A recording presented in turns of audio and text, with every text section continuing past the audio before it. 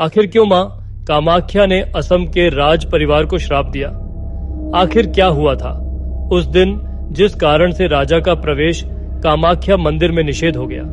आखिर वह कौन सी घटना थी जिस घटना के कारण मां कामाख्या ने पुजारी को पत्थर की मूरत बना दिया?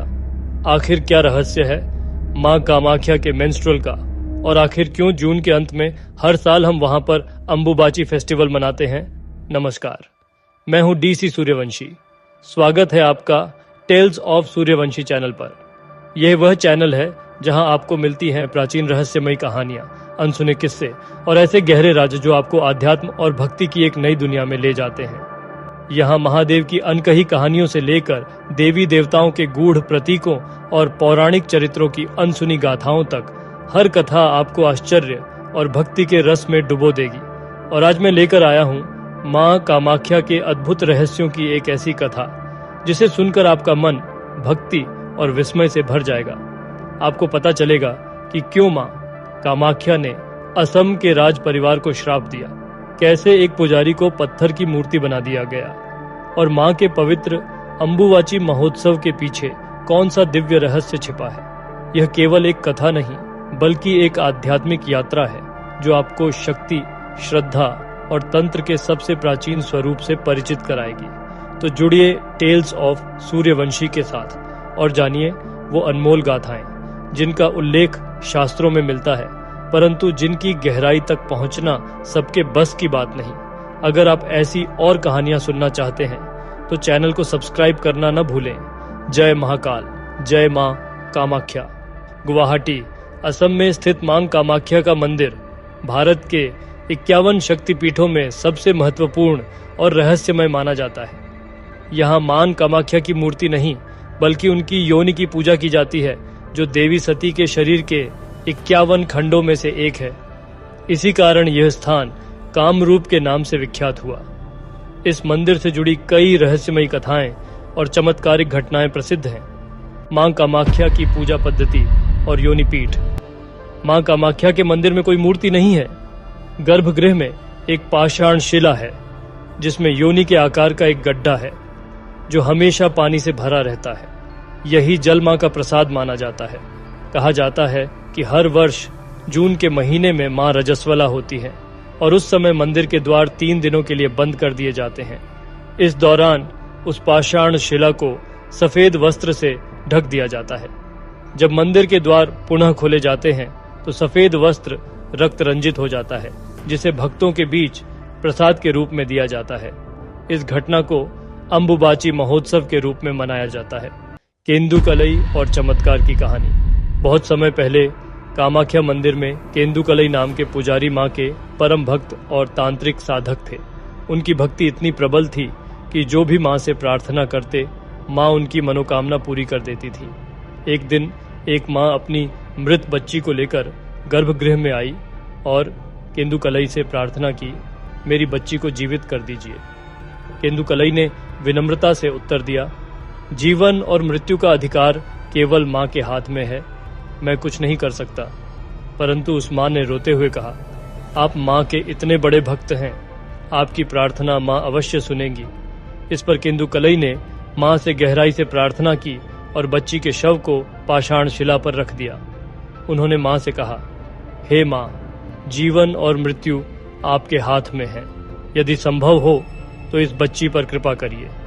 कुछ ही क्षण बाद चमत्कार हुआ, वह मृत बच्ची जीवित हो उठी। इस चमत्कारी घटना की चर्चा पूरे राज्य में फैल गई। राजा नर नारायण का छल। शाम के वक्त आरती के पश्चात जब द्वार बंद हो जाते थे, केंदुकलई गर्भगृह में बैठकर मां की उपासना करते थे। उस समय पर मां स्वयं साक्षात प्रकट होकर नृत्य करती थी, द कॉस्मिक डांस, और वो संपूर्णतया नग्न होकर नृत्य करती थी। कूच बिहार के राजा नर नारायण इस चमत्कार की चर्चा सुनकर हैरान हो गए। राजा और पुजारी केंदुकलई अच्छे मित्र थे। राजा ने केंदुकलई से कहा, मैं मां के दर्शन करना चाहता हूँ, मुझे गर्भगृह में मां के दिव्य रूप का दर्शन कराओ। केंदुकलई ने उत्तर दिया, राजन, मैं स्वयं भी मां के दर्शन नहीं करता हूँ। मैं जब मां की पूजा करता हूँ तो अपनी आंखों पर पट्टी बांध लेता हूँ।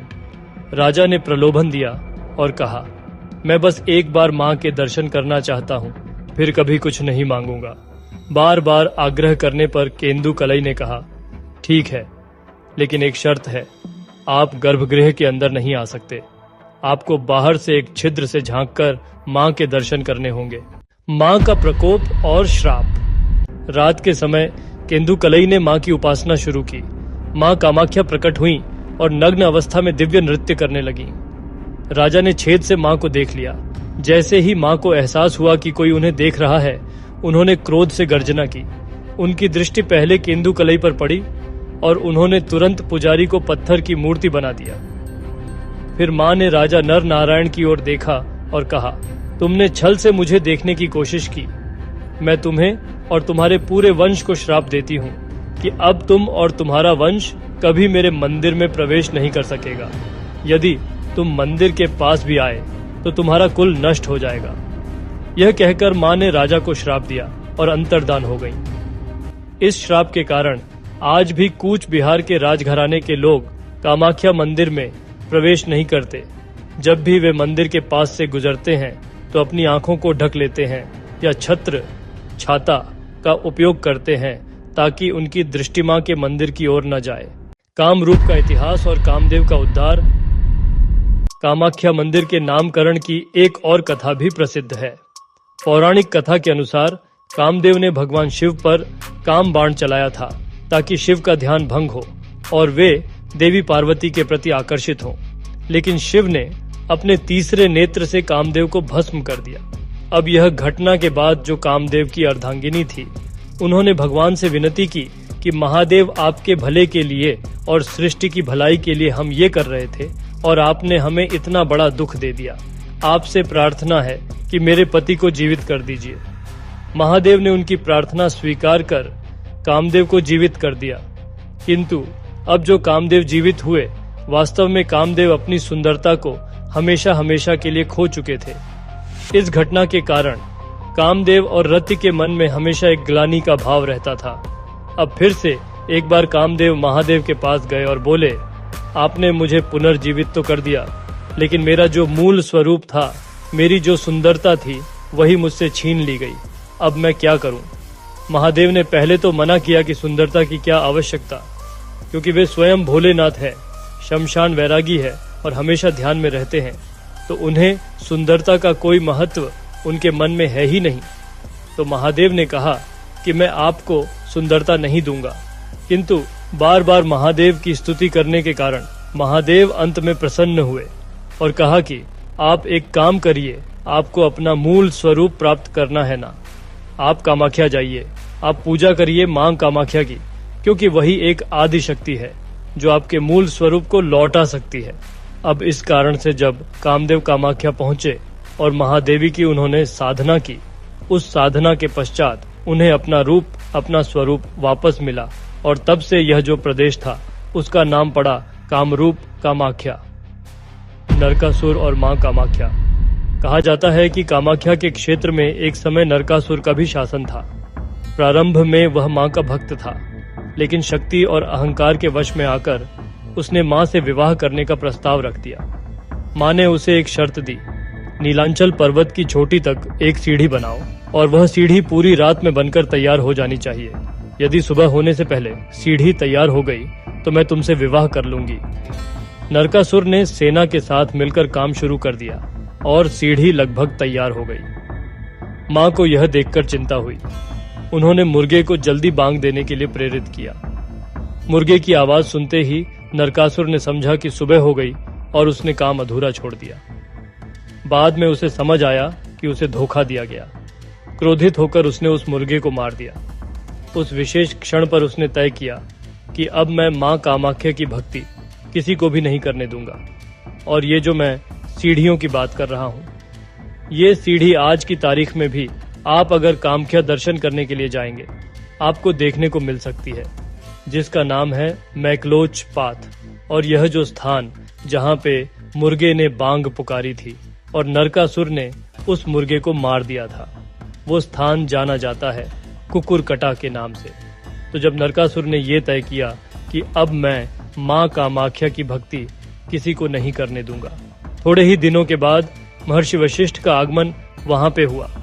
महर्षि वशिष्ठ ने जब मां कामाख्या के मंदिर में प्रवेश करना चाहा, उस समय पर नरकासुर की सेना ने उन्हें रोक दिया। बाद में जाकर उन्होंने नरकासुर से बात की कि मुझे क्यों नहीं प्रवेश करने दिया जा रहा। नरकासुर ने कहा कि मैं आपको कामाख्या की भक्ति नहीं करने दूंगा। महर्षि ने कहा कि तुम्हें अंदाजा नहीं है कि तुम कौन सी शक्ति के साथ मुकाबला करने जा रहे हो। नरकासुर को फिर भी समझ में नहीं आया। फिर महर्षि वशिष्ठ ने नरकासुर को यह श्राप दिया कि तुम्हारा वध भगवान विष्णु के अवतार के द्वारा होगा और तुमने मुझे कामाख्या जाने से रोका है। आज के बाद मां कामाख्या हमेशा हमेशा के लिए इस क्षेत्र को छोड़कर चली जाएगी। और फिर इतना कहकर वो वहां से निकल गए। यहाँ पर नरकासुर ने जब भागकर मां कामाख्या के मंदिर में जाकर देखा, मां की योनि संपूर्णतया अदृश्य हो चुकी थी, गायब हो चुकी थी।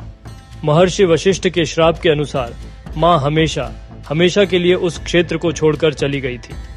अब नरकासुर के वध के बाद जब यह क्षण आई कि मां को वापस लाना था, तब फिर से एक बार महर्षि वशिष्ठ को बुलाया गया कि आपने ही यह श्राप दिया था, अब आप निवारण भी करिए। महर्षि वशिष्ठ ने कहा कि आज के बाद इस क्षेत्र में यानी कि मां कामाख्या को प्रसन्न करने के लिए, उनकी पूजा अर्चना साधना करने के लिए मात्र वामाचारी पद्धति ही अपनाई जाएगी। वामाचारी पद्धति के बिना मां कभी सिद्ध नहीं होगी। और इसी कारण से आज की तारीख में मां कामाख्या में जो बलि प्रथा और ये जो एक पूरा सिस्टम क्रिएट हुआ है वामाचारी का, उसके पीछे का मूल कारण महर्षि वशिष्ठ का श्राप था। अगर आप मां कामाख्या की पूजा भी करना चाहते हैं तो आप मात्र उनके नाम का जप करके भी स्मरण कर सकते हैं। दूसरी चीज, उनका जो मूल बीज मंत्र है क्लिंग, तो जब भी आप कामाख्या दर्शन के लिए जाए तो उस समय पर आप क्लिंग बीज मंत्र के उच्चारण के साथ उनकी भक्ति कर सकते हैं। तो भक्तों, मां कामाख्या का मंदिर रहस्यों, तंत्र साधनाओं और कई चमत्कारों से भरा हुआ है। यहाँ की प्रत्येक कथा, चाहे वो राजा नर नारायण की हो, पुजारी केंदुकलई की या फिर नरकासुर की हो, इन सभी कहानियों में भक्ति और दंड का गहरा संदेश छुपा हुआ है। मां कामाख्या की महिमा अनंत है और उनकी कृपा पाने के लिए मनुष्य को सच्चे हृदय से भक्ति करनी चाहिए। इस अद्भुत और रहस्यमय कथा के साथ हम मां कामाख्या के रहस्यों की एक नई परत खोलने में सफल रहे। आपने इस कथा में जाना कैसे मां के मंदिर के दर्शन पर रोक, ऋषि वशिष्ठ का श्राप और वामाचारी पद्धति के रहस्यों ने इस स्थल को एक शक्तिशाली और दिव्य स्थल बना दिया। क्या आप भी मां कामाख्या की भक्ति में लीन होने के लिए तैयार हैं? अगर आपको इस कहानी ने प्रभावित किया हो और आगे भी आप ऐसी कहानियां सुनना चाहते हो तो हमारे चैनल टेल्स ऑफ सूर्यवंशी को सब्सक्राइब करें। इस वीडियो को अधिक से अधिक शेयर करें ताकि ये अद्भुत ज्ञान और भक्ति की कहानी और अधिक लोगों तक पहुंचे। जय महाकाल, जय मां कामाख्या।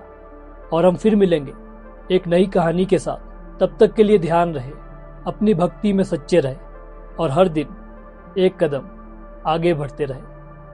हर हर महादेव।